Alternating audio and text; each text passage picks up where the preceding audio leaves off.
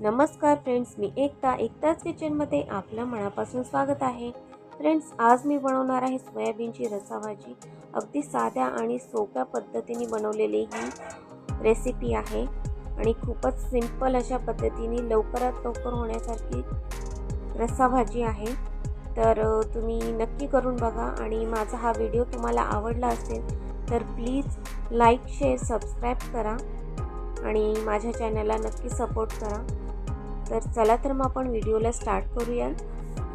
तर सोयाबीन आपण एका बाउलमध्ये घेतलेले आहे. ते आपण गरम पाण्यामध्ये ॲड करायचे आहेत. स्वच्छ धुवून घेतलेले आहेत सोयाबीन. ते आपण शिजवून घेणार आहोत अशा प्रकारे. नंतर आपण एका कढईमध्ये तेल ॲड करून कांदा चांगला फ्राय करून घ्यायचा आहे. कांदा आपण बारीक चिरलेला आहे. तर कांदा आपण चांगल्या प्रकारे भाजून घ्यायचा आहे. तेलामध्ये ब्राऊन कलर येऊपर्यंत आपण कांदा चांगला भाजून घ्यायचा आहे. त्यामध्ये मी एक मिरची ॲड करणार आहे. ती देखील आपण कांद्यासोबत चांगली भाजून घेऊयात. तर आपला कांदा चांगल्या प्रकारे भाजला गेलेला आहे, फ्राय झालेला आहे आणि आपले सोयाबीन देखील शिजून झालेले आहे चांगल्या प्रकारे. तर सोयाबीनमधले आपण पाणी गाळून घ्यायचे आहे.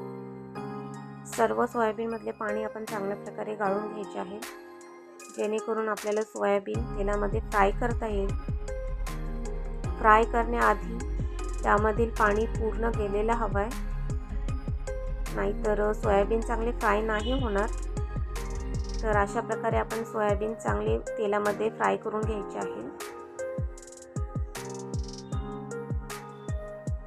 सोयाबीनला अगदी ब्राउनिश कलर येऊपर्यंत चांगल्या प्रकारे भाजून घ्यायचे आहे, फ्राय करून घ्यायचे आहे, जेणेकरून आपली ग्रेव्ही खूपच छान होईल आणि सोयाबीनची टेस्ट देखील खूप छान लागेल. तर आपले सोयाबीन फ्राय होऊन झालेले आहेत. त्याचप्रमाणे एक मी बटाटा देखील फ्राय करून घेतलेला आहे. तर बटाटा आणि सोयाबीनला आपण मसाला लावणार आहोत. तो मसाला म्हणजे आलं लसूण पेस्ट आहे.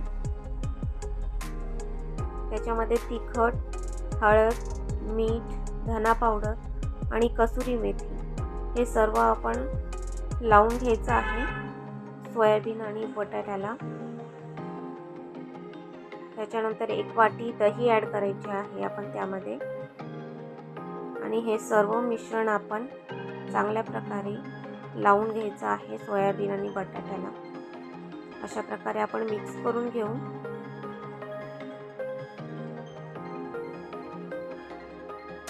चांगले मिक्स झाले की आपण थोड्या वेळ ते मुरत ठेवणार आहोत. झाकण लावून आपण मुरत ठेवायचं आहे 10 मिनिटं, जेणेकरून मसाला त्यामध्ये मुरेल चांगल्या प्रकारे. तर मसाला आपला लावून झालेला आहे.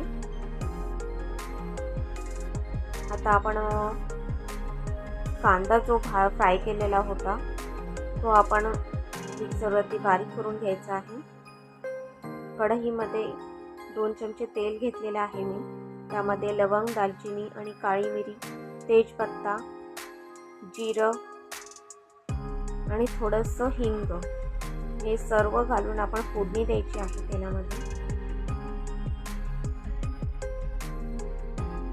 नंतर आपण जो कांदा फ्राय केलेला होता, बारीक करून घेतला होता, तो आपण त्यामध्ये ॲड करायचा आहे.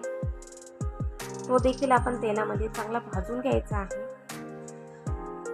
अशा प्रकारे आपला मसाला खूप चांगल्या प्रकारे भाजला जाईल, तेव्हाच चांगली ग्रेव्हीची टेस्ट तयार होती. ग्रेव्हीला चव येते मसाल्यामुळे. तर आपण सोयाबीन आणि बटाट्याला मसाला लावला होता तो देखील आपण त्यामध्ये ॲड करायचा आहे कढईमध्ये आणि चांगल्या प्रकारे मिक्स करून घ्यायचं आहे. थोडंसं पाणी ॲड केलेलं आहे. पाणी ॲड करून आपण मिक्स करून घ्यायचं आहे एकत्र करून. नंतर आपण त्याच्यावर झाकण लावून शिजवत ठेवू. तर अशा प्रकारे आपली सोयाबीनची भाजी तयार झालेली आहे. खूपच छान दिसत आहे. तर आपण त्याच्यावरती बारीक चिरलेली कोथिंबीर ॲड करणार आहोत